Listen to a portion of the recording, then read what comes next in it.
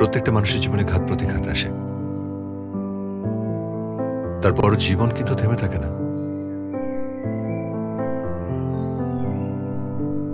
তুমি যদি তোমার জীবনটাকে নতুন করে আবার স্যার, আমার জন্য বুবলিই আমার জীবন।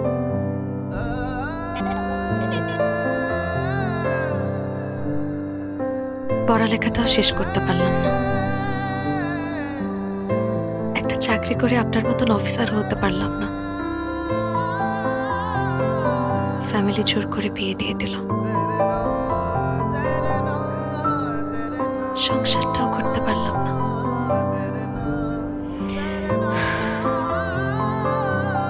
এখন যে চাকরিটা করি সেটা করে কোনো মতে বাচ্চাটা মানুষ করতে পারলেই হলো, নতুন করে আর কিছু শুরু করতে চাই না।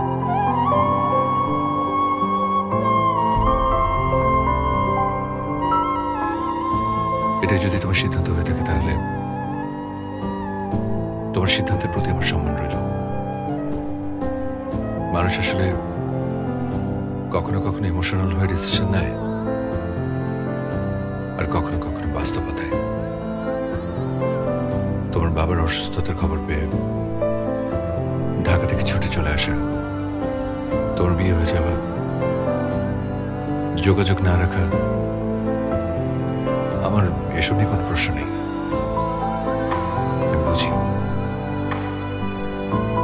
শুধু একটা অনুরোধ করি, পড়ালেখাটা শেষ করো। তুমি অনেক ব্রিলিয়েন্ট স্টুডেন্ট ছিলে, আমি জানি তুমি অনেক ভালো একটা চাকরি পাবে, অনেক ভালো থাকবে। জি স্যার,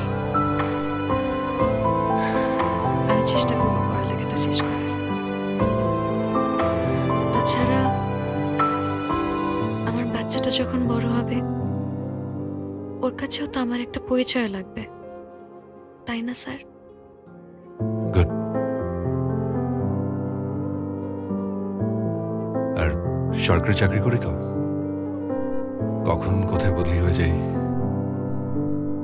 আমার ফোন নাম্বারটা তো তোমার কাছে আছে, যে কোনো প্রয়োজনে কল করো, এনিটাইম।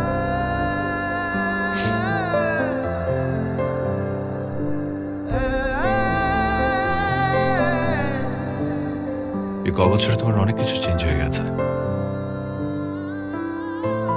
শুধু এই হাসিটা ছাড়া অবিকল আগের মতোই আছে।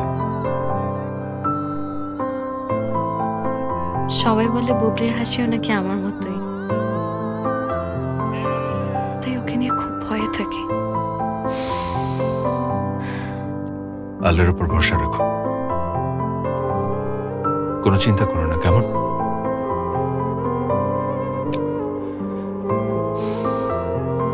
আসি। ভালো থাকবেন স্যার। তুমিও।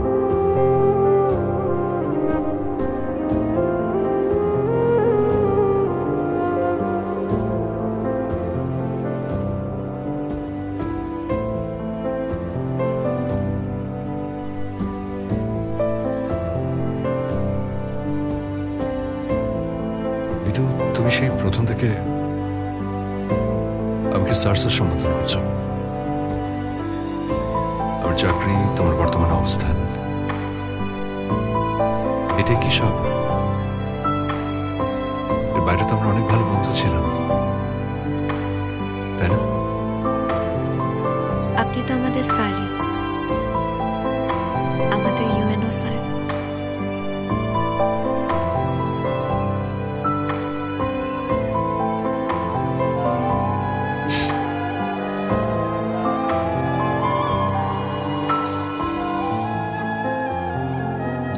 আসি। গাড়ি স্টার্ট করতে বলো।